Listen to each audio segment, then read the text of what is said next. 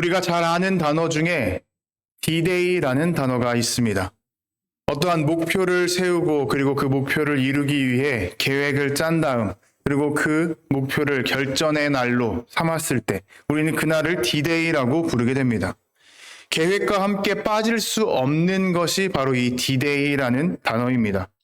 그런데 이 D-Day라는 단어는 원래 군사 용어였습니다.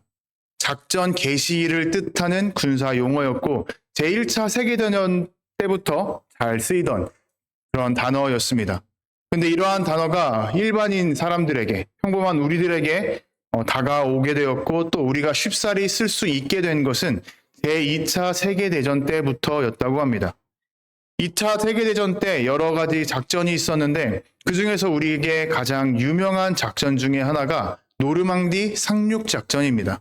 많은 영화로도 촬영되었고 또 우리에게 보여져 있는 그러한 상륙작전이죠. 이 노르망디 상륙작전이 아주 유명한 이유는 간단합니다. 불확실한 상황에서 성공시킨 인류 역사상 최대의 상륙작전이었기 때문입니다. 계획 첫날, 상륙 첫날 대략 16만 명의 병사들이 노르망디 해안가에 상륙했습니다. 그리고 세 차례에 걸쳐서 총 455만 명이 더 추가로 병력이 투입되었습니다. 이처럼 엄청난 병력이 투입되었던 최대의 상륙작전이었죠. 그리고 무엇보다도 이것은 불가능한 상황 가운데에서 이루어졌다라는 것이 있었습니다. 당시 연합군은 서유럽, 특히 프랑스를 필두로 독일에게 전선을 빼앗기게 되었습니다. 다시 진격을 하기 위해서는 프랑스를 회복해야 됐고 서유럽을 다시 되찾아와야 하는 그러한 상황 가운데에 있었습니다. 그러기 위해서는 지중해를 근처로 해서 상륙작전을 펼쳐서 군사를 진격해야겠다라는 그러한 계획을 세우고 있었다고 합니다. 그때에 여러 가지 지역을 물색했고 그리고 그 중에서도 가장 허를 찌를 수 있을 만한 곳으로 노르망디 해안을 정했다고 합니다. 그리고 그 노르망디 해안으로 성공적으로 침투하고 상륙하기 위해서 1년이라는 시간 동안 연합군의 수많은 사람들이 모여서 작전을 계획하고 짜기 시작했습니다. 그리고 그 작전을 성공시키기 위해서 엄청난 보안에 붙였고 그리고 다른 상륙 지역으로 상륙할 것이다 라는 것처럼 보여주기 위해서 기만 작전도 함께 펼쳤다고 합니다. 그래서 독일군은 엄청난 혼란에 빠질 수밖에 없었다고 하죠. 당시 이 상륙작전을 이끌었던 것은 훗날 미국의 대통령이 되었던 드와이트 아이젠하워였습니다. 이 드와이트 아이젠하워는 수많은 계획을 짰고 또 일정을 만들어냈는데 우리가 생각할 때 영화에서 보면 그냥 단순하게 배가 밀려 들어가고 그 배에서 병사들이 내려서 그냥 막 해안가로 총탄을 몸으로 맞으면서 진격하니까 작전이랄 게 있나 싶은 생각이 드시겠지만 실제로 보면 그때 노르망디 해안 작전에서 있었던 그 작전지를 보면 분 단위로 모든 것들이 정해져 있었다고 합니다. 배 몇 대가 어느 구역으로 들어갈지, 그리고 그 배에서 어떻게 병사들이 내릴지, 그리고 비행기가 어떻게 어디로 날아 들어갈지 분 단위로 철저하게 계획된 것이 바로 이 노르망디 해안 작전이었다고 합니다. 그렇게 D-Day를 1944년 6월 5일로 잡았습니다. 그리고 그 당일날이 되었을 때 아이젠하워는 수많은 고민 끝에 이 D-Day를 무기한 연장시켜 버릴 수밖에 없었다고 합니다. 1년 동안이나 수많은 사람들이 그렇게 매달려서 작전을 짰는데 왜 D-Day 날 아무것도 하지 못하고 연장을 해야 됐고 이루어야 했을까요? 그 이유는 간단했습니다. 날씨 때문이었습니다. 그 당시에 엄청난 강풍이 밀려들었다고 합니다. 거대한 군함이 쓰러져서 또 침몰할 것을 걱정할 정도로 강한 바람이 몰아왔다 보니 작은 배들은 상륙함들은 떠 들어갈 수도 없었을 것입니다. 게다가 비행기도 저공 비행을 하면서 상륙을 도와야 됐는데 비행기도 휩쓸려 날아갈 그러한 수준이었던 것이죠. 한참을 고민하던 아이젠하워는 결국 무기한 연장을 해버리게 되었습니다. 1년이라는 그 계획이라는 엄청난 노고의 시간이 날씨 하나 때문에 완전히 틀어져 버린 것이죠. 아이젠하워는 곧장 자신의 방에서 무릎 꿇고 기도하기 시작합니다. 주님, 저희가 1년 동안이나 이렇게 준비했는데 왜 이렇게 저희 뜻대로 이루어지지 않으십니까? 한참을 기도하고 있는데 보고서 한 장이 올라왔습니다. 그 보고서의 내용은 날씨 예보였습니다. 바로 다음 날인 6월 6일, 잠깐이지만 날씨가 갠다라는 예보였습니다. 그런데 그 당시의 예보가 얼마나 정확했겠습니까? 그럼에도 불구하고 아이젠하워는 한참 동안 고민하다가 이렇게 결단을 내립니다. 모든 것은 하나님께 맡기겠다. 그리고 그 책임은 내가 다 지겠다. 그리고선 6월 6일이 되었을 때 만반의 준비를 하고 날씨가 개기를 기다립니다. 그리고 얼마 지나지 않아 정말 그 예보대로 바람이 멎었습니다. 곧장 아이젠하워는 출격 명령을 내렸습니다. 그 공항에서 떠올라 날아가는 비행기를 보며 하나님께 감사했고 눈물을 쏟아냈다고 합니다. 그렇게 해서 6월 6일 노르망디 상륙작전은 대성공을 거두게 되었습니다. 계획대로 착착 진행되어 갔음에도 불구하고 D-Day 날 생각지도 못했던 이유로 모든 계획이 어그러졌습니다. 그럼에도 불구하고 작전은 성공했습니다. 이 성공담은 전 세계에 퍼져갔고 또 D-Day라는 그 이름이 오늘날 우리 가운데에 많이 퍼지게 되는 그러한 계기가 되었던 것이죠. 이 이야기를 듣게 되면 보통 두 가지만 남게 됩니다. 두 가지의 사실만 우리 머리 가운데에 남게 되는 것이죠. 하나는 엄청난 계획을 세웠음에도 그 계획이 틀어졌다라는 것.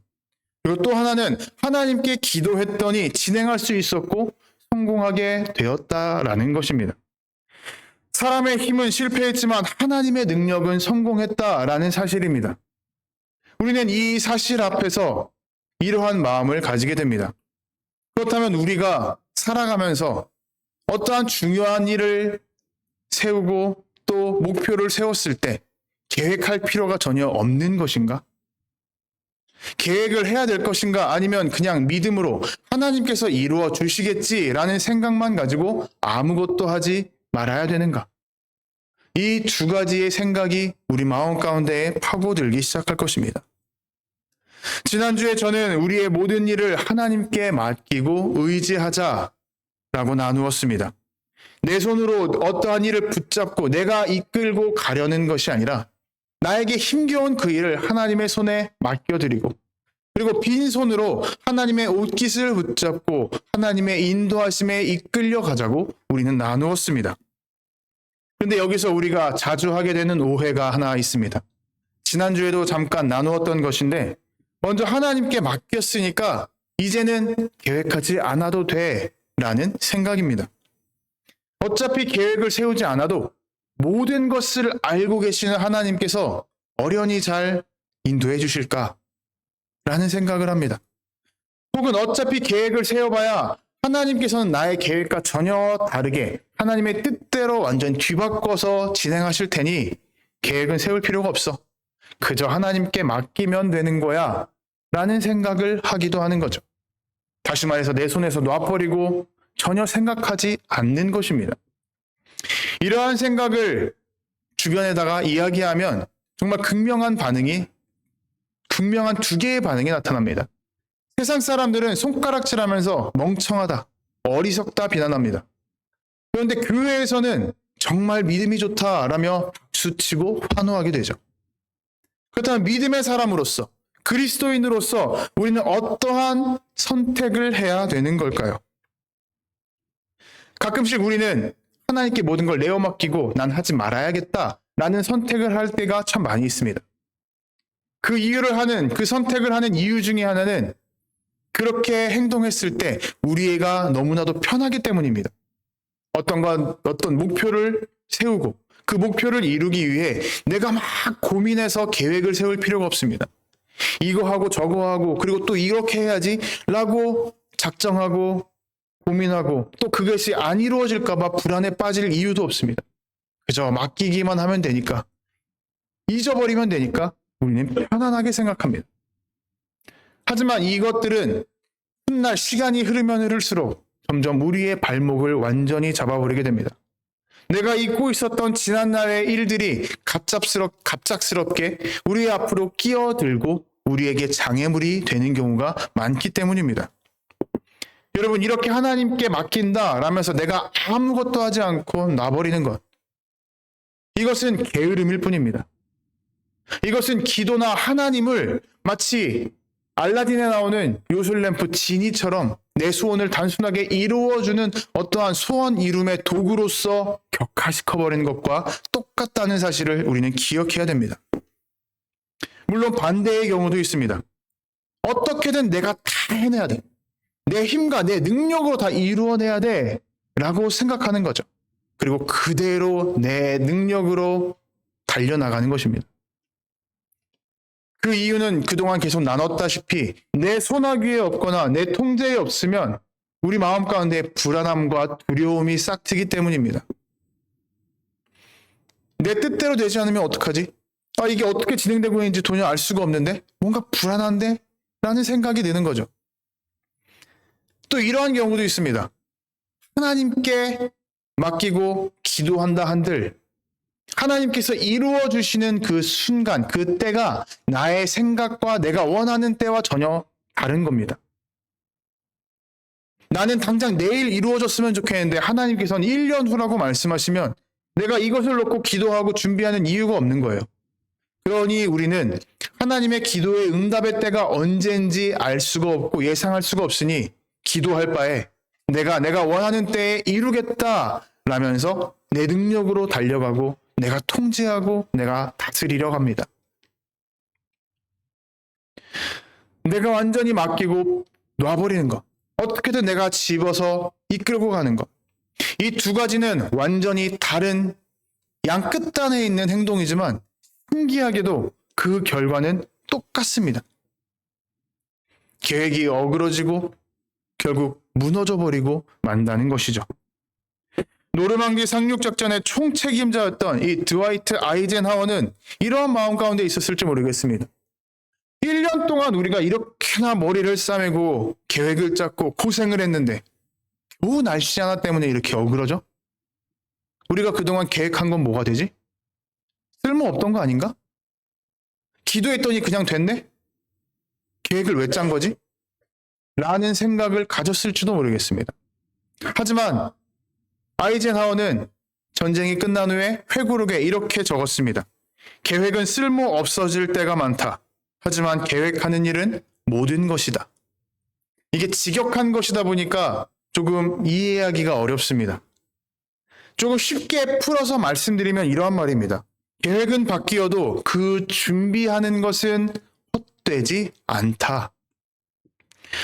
저는 아이젠하워의 이 말을 듣고 이러한 생각을 해보게 되었습니다. 계획을 세우되 그 계획 자체가 내 삶의 전부가 되어서는 안 되겠구나. 계획을 세우되 그 계획 자체에 끌려가서는 안 되겠구나 라는 것이었습니다. 저의 이러한 생각에 확신을 준 것은 오늘 우리가 읽고 나눈 잠언의 말씀이었습니다. 오늘 말씀은 이렇게 기록합니다. 사람이 마음으로 자기의 길을 계획할지라도 그의 걸음을 인도하시는 이는 여호와시니라. 근데 이 말씀을 읽어보면 그 어디에도 사람이 계획하는 것에 대해서 잘못되었다라고 이야기하지 않습니다. 사람은 계획을 하면 안 돼. 온전히 하나님께 다 내어드려야 돼. 라고 가르쳐주지 않는다는 사실입니다. 사람이 마음으로 자기의 길을 계획할지라도 라는 이 문장을 히브리 원어로 읽으면 레브 아담 예하셰브 다르코라고 합니다. 최대한 원어에 가깝게 해석을 하게 되면 이렇게 할 수 있습니다. 사람이라면 당연히 자기의 길을 계획해야 하는데, 지금 잠언은 사람이라면 당연하게 계획하고 또 그것을 위해서 일정을 짜야 된다고 이야기하는 것입니다. 우리가 앞서서 말했고 또 우리가 교회에서 많이 들었던 것처럼 무언가 목표를 이루기 위해서 계획을 세우는 것, 계획을 짜는 것, 이것은 잘못됐다고 말하지 않습니다. 잘못된 것이 아닙니다. 그런데 기도만 했는데 하나님께서 다 이루어졌습니다. 이루어주셨습니다. 라는 간증을 보고서 문자 그대로 그래, 기도만 하면 되는 거야. 내가 계획할 필요는 없어. 내가 뭔가 이루기 위해 노력할 필요는 없어. 라는 생각을 가지면 안 된다라는 거죠. 신앙생활을 오래 하셨던 분들 중에 아마 이러한 이름을 들으신 분들이 많으실 겁니다. 이희돈 장로님을 아시는 분들이 계실 겁니다. 아시아인 최초로 세계무역센터 부총재까지 오르셨던 분입니다. 그리고 이분의 간증이 우리나라에서 참 센세이션을 일으켰었습니다. 이러한 간증이었습니다. 외국에서 유학하시던 시절에 이희돈 장로님은 자신이 머리가 좋지 않기 때문에 공부를 하기보다는 기도하는 데 더 시간을 쏟았고 모든 열정과 에너지를 쏟았다고 했습니다. 그래서 시험 전날까지도 계속 기도하다가 공부 안 하고 시험 치르러 강의실에 들어간 거예요. 그래서 강의실에 앉아서 시험지를 받았는데 시험지 문제를 보는 순간 자신의 머릿속에서 전공서적이 통째로 나타났다고 합니다. 그리고 문제의 답이 책의 내용이 쫙 넘어가면서 딱 그 페이지가 보이더라는 거예요. 그래서 마치 책을 옆에 놓고 답을 쓰는 것처럼 쉽게 문제를 풀었다라고 간증을 하셨습니다. 이 간증이 제가 초등학교 때 들었던 걸로 기억합니다. 이 간증이 그 당시에 전국에 쫙 퍼졌었는데 이 간증으로 인해서 수많은 사람들이 공부하기보다는 기도를 더 열심히 하는 게 중요하구나 라고 사람들은 생각하기 시작했습니다. 그리고 저희 어머니도 저에게 똑같은 말씀을 하셨습니다. 머릿속에 책이 펼쳐질 때까지 책상 앞에 앉아서 교과서를 놓고 기도해. 공부를 하라는 건지 기도를 하라는 건지 전혀 알 수가 없었던 그런 헷갈리는 상황에 참 빠져 있었던 기억이 있습니다. 그런데 이 이희돈 장로님과 함께 대학에서 공부를 했던 한 한국인 동기분의 인터뷰가 있었습니다. 그분의 말씀에 의하면 이렇게 말씀하셨어요. 이희돈 장로만큼 이렇게 열심히 공부하는 사람을 본 적이 없다라는 거였죠. 하루의 일과를 분 단위로 다 쪼개서 계획을 세우고 공부를 했다고 합니다. 그러면서 자기는 기도만 했다라고 항상 이야기를 하던 사람이었다라고 말하는 거죠. 엄청난 계획을 세우고 그리고 그 가운데에서 그 목표를 이루기 위해 수많은 노력과 애씀과 열정과 에너지를 쏟아 부었던 사람입니다. 그런데 우리는 그 가운데에서 그 일은 알지 못하고 기도만 했더니 라는 것만 꽂혀서 우리는 계획을 세울 필요가 없구나. 기도만 하면 되는구나 라고 오해를 했던 것입니다. 하지만 여러분, 계획은 중요하다고, 계획은 세우는 것이 맞다고 이야기합니다. 특별히 잠언은 곳곳에서 계획을 세우는 것이 당연하고 계획을 세우는 것이 지혜롭다라고 가르쳐줍니다. 잠언 15장에 보면 계획이 없으면 경영이 무너진다라고 이야기합니다. 잠언 21장에 보면 부지런한 자의 경영은 풍부함에 이른다고 우리에게 가르쳐주죠. 그리고 잠언 24장에 보면 너는 전략으로 싸우라고 이야기하며 너를 위하여 밭에서 준비하라라고 우리에게 분명하게 가르쳐줍니다. 이와 마찬가지로 오늘 본문에서도 우리에게 똑같은 말을 하고 있는 거예요. 사람이 계획을 세우는 건 당연하니까 너는 계획을 세워야 해. 계획을 세우고 그것대로 따라가 라고 우리에게 분명하게 말해주죠. 다만 거기서 그치는 것이 아니라 한 걸음 더 나아가서 우리에게 하나님의 역사하심이 무엇인지를 가르쳐줍니다. 그의 걸음을 인도하시는 이는 여호와이시니라. 여기서 우리가 주목해야 될 단어가 바로 걸음입니다. 계획은 우리가 목표를 이루기 위해서 준비할 것에 대해서 미리 생각하고 또 우리 주변을 정리하는 것을 의미합니다. 다르게 이야기하면 우리가 계획에 대해서 어떻게 행동하고 무엇을 정리할지 다 기록으로 써서 남길 수가 있는 것이죠. 앞으로 무엇을 할지 미리 생각할 수 있는 것입니다. 앞날을 알 수 있는 거예요. 하지만 걸음은 전혀 다릅니다. 걸음은 내가 발을 내딛는 땅을 의미하는 것입니다. 내가 발을 내딛었을 때 그 땅이 단단한지 물렁물렁한지 내가 발을 잘 디딜 수 있을지 아니면 무너져 버려서 나를 잡아뜨릴지 우리는 내딛기 전에 전혀 알 수가 없습니다.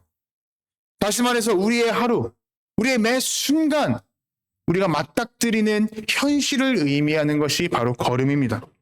내 생각이나 내 계획대로 될 수도 있지만 전혀 다르게 내 뜻대로 되지 않을 수도 있는 현실이 바로 걸음입니다. 그래서 지금 잠언은 내가 내딛는 바닥, 내가 마주하는 그 현실을 하나님께서 이끌어 주시고 붙잡아 주신다고 우리에게 분명하게 가르쳐 주고 있습니다. 우리는 살아가면서 수많은 일정이 생기고 일들이 생긴다면 그 가운데서 일의 경중을 따지거나 혹은 급한 일이 무엇인지를 따져서 그것부터 처리하려고 합니다. 일의 순서를 정하기 시작하죠. 이걸 하고 이걸 끝내면 저걸 하고 저걸 끝내면 그걸 하고 이렇게 해야겠다. 하지만 우리는 이 계획과는 계획대로 되지 않는 경우를 참 많이 보게 됩니다. 제가 08년도 7월 29일 날 306 보충대에 입대를 했었습니다. 7월 29일이 화요일이었습니다. 그 전주 금요일 날 밤에 집에서 한참 인터넷을 하고 있다가 문득 저에게 이러한 생각이 들었습니다. 한 번도 가본 적 없는 부산 여행을 한번 혼자 갔다 와 봐야겠다. 그래서 그 자리에서 저는 짐을 챙기기 시작했습니다.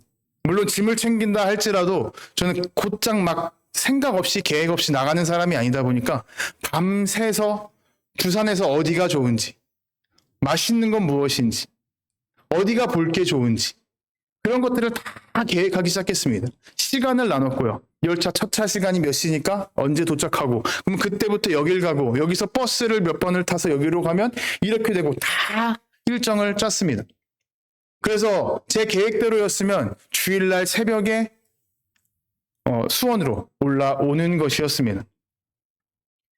그래서 짐들을 싸고 챙길 걸 챙겼습니다. 그 당시에 아버지께서 디지털 카메라 DSLR이 있었기 때문에 이걸로 한번 사진을 멋지게 찍어보자 라는 생각을 가지고 몰래 아버지 방에 가서 DSLR을 켰습니다. 근데 배터리가 거의 없는 거예요. 그래서 아버지 방을 좀 뒤져서 충전기를 찾아서 꺼내고 거기다 배터리를 꽂아놨습니다.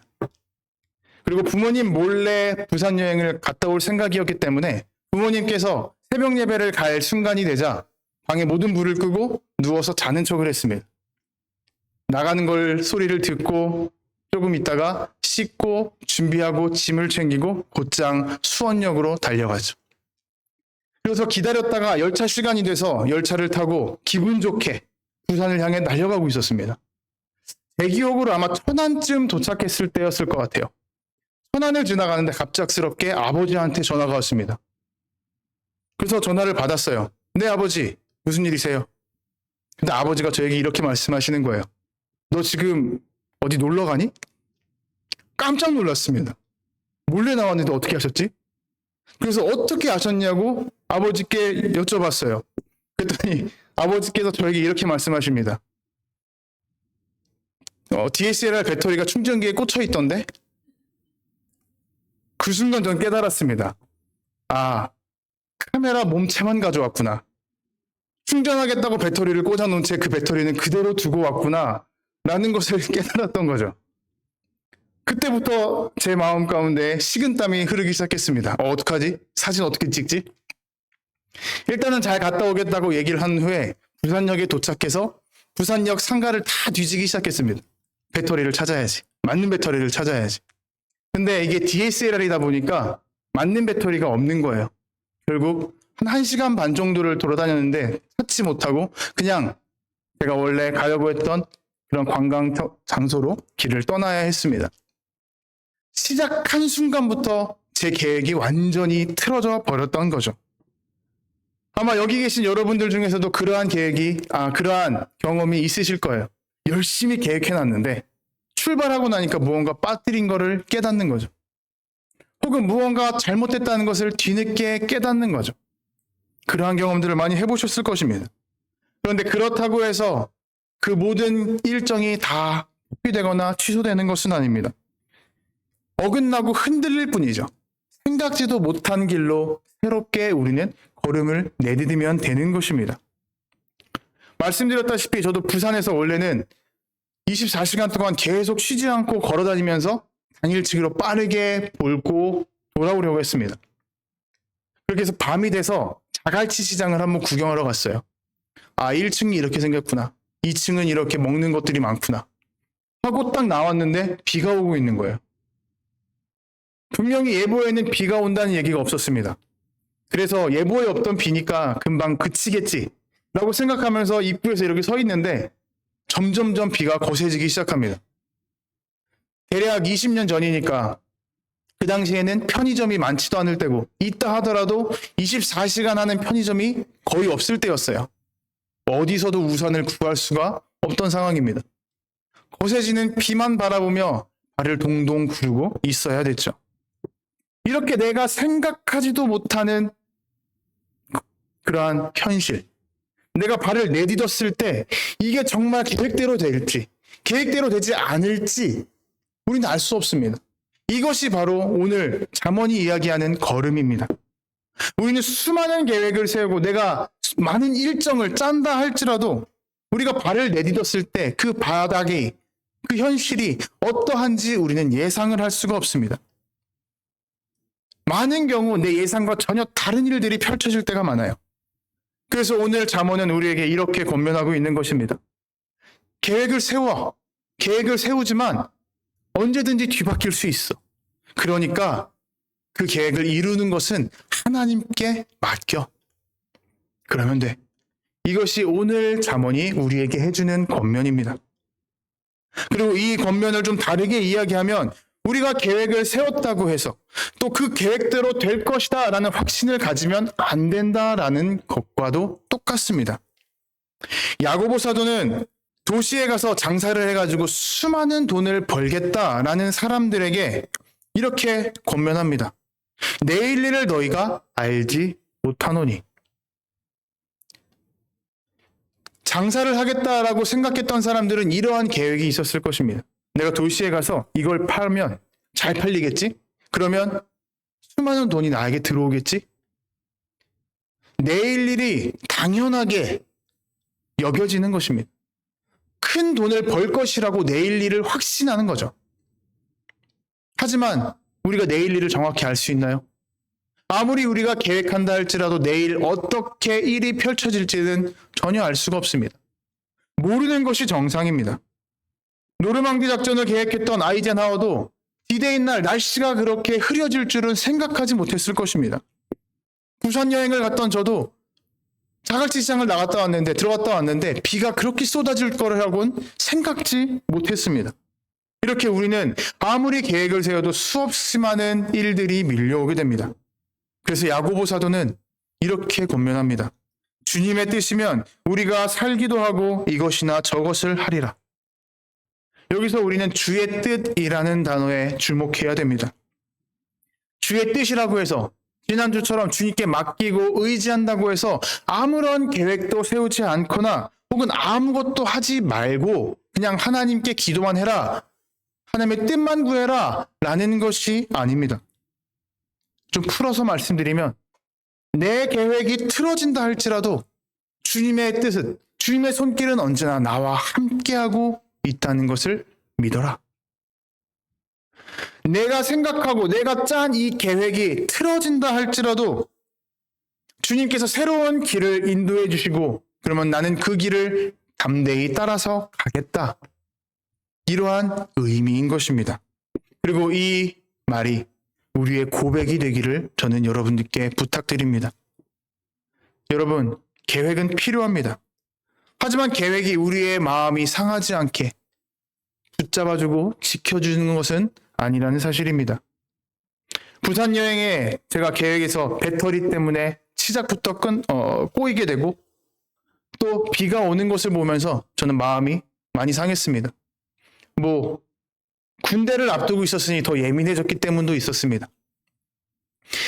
제 마음이 상하자마자 저는 모든 일정들을 포기하고 그대로 수원역에 가서 택시 타고 부산역에 가서 그 새벽에 그 밤중에 올라와 버렸습니다. 앞으로 몇 시간의 일정들이 더 있었는데 그것들을 다 취소해버린 거죠. 물론 지금 와서는 조금 후회합니다. 부산 갈 일이 웬만해서는 없으니까요. 그래도 그때 그냥 계속 가볼 걸 이라는 생각과 후회를 하고는 있습니다. 이처럼 계획을 아무리 잘 짜놓다 한다 할지라도 그 계획이 우리의 걸음을 도와줄 수는 있지만 우리의 마음이 끝까지 갈 수 있도록 붙잡아 주지는 않는 것입니다. 계획은 아무리 노력하고 우리가 아무리 에너지를 쏟아낸다 할지라도 내일 우리는 어떠한 일이 생긴지 알 수 없습니다. 그래서 우리는 계획대로 진행할 수가 없습니다. 그러니 오늘 우리는 준비하되 계획을 하되 동시에 주님의 뜻이 무엇인지 구해야 됩니다. 그리고 그 걸음을 주님께 맡겨야 합니다. 주님께서 나를 붙들어 주시고 어떠한 상황이 생긴다 할지라도 새로운 길로 인도해 주신다라는 사실을 믿고 확신해야 되는 것입니다. 그렇다면 우리의 계획이 어긋난다 할지라도 우리는 다시 일어나 걸어나갈 수가 있게 됩니다. 오늘 우리의 마음을 끝까지 붙들어 주시고 걸음을 인도하신다. 하나님께서 그렇게 하신다라고 잠언이 고백하고 야고보서가 고백합니다. 그러니 우리는 계획을 세우되 그 걸음은 주님께 맡기시기를 부탁드립니다.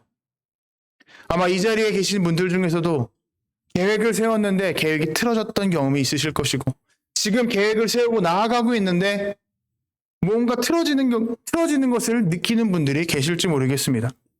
그러한 분들은 그러한 틀어지는 계획 앞에서 어긋나는 계획 앞에서 한번 이렇게 이렇게 질문해 보시기를 바랍니다. 나는 내 걸음을 이끌어주는 주님을 얼마나 신뢰하고 있는가? 난 얼마나 주님의 인도하심을 신뢰하고 있는가? 시편 16편에 보면 주께서 생명의 길을 내게 보이신다라고 고백합니다. 우리는 어느 곳을 갈 때 그 목적지까지 가는 모든 지도를 알지 못한다 할지라도 내비게이션이 있다면 그 안내를 따라서 잘 따라갈 수가 있습니다.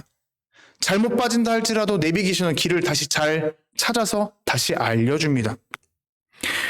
주님의 인도가 이러한 내비게이션과도 같은 것입니다.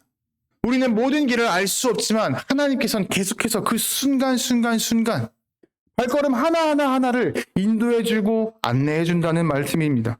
그러니 여러분, 우리는 계획하되 그 걸음을 주님께 맡기셔야 됩니다. 나는 계획에 실패할지라도 하나님은 실수가 없으시다는 사실을 붙드시고 기억하시길 바랍니다. 비록 우리가 넘어지고 쓰러진다 할지라도 그 자리에서 우리가 다시 일어날 수 있도록 하나님께서는 우리에게 손길을 내밀어 주시고 힘과 능력을 부어 주실 것입니다. 그리고 우리를 잡아 일으켜 세워주는 같은 믿음의 동력자들을 이 신앙 공동체 안에 많이 세워주셨고 허락해 주셨습니다. 여러분, 이것이 우리에게 주어진 하나님의 은혜입니다. 이 은혜를 여러분 기억하시길 바랍니다. 그러니 우리의 계획이 어긋난다 할지라도 두려워하지 말고 감사함으로써 계속 걸음을 내디디시길 바랍니다. 그리고 그 가운데에서 하나님께서 주시는 그 기쁨을 누리며 나아가시기를 바랍니다. 내일부터 시작하는 한 주간 가운데에 이렇게 고백해 보시기를 부탁드립니다. 내 계획이 틀어진다 할지라도 나를 붙잡으시는 주님만을 의지하며 그 이끄시는 대로 걸음을 내딛겠습니다. 주님, 나의 걸음을 이끌어 주옵소서. 우리가 계획을 세운다 할지라도 그 계획에는 매이지 말아야 됩니다. 다만 크고 작은 모든 일에 하나님의 역사하심을 인정해야 됩니다. 그리고 그 이끄시는 대로 걸음을 내디디며 하루하루를 살아가는 우리 모두가 되기를 주님의 이름으로 도전하고 축복합니다.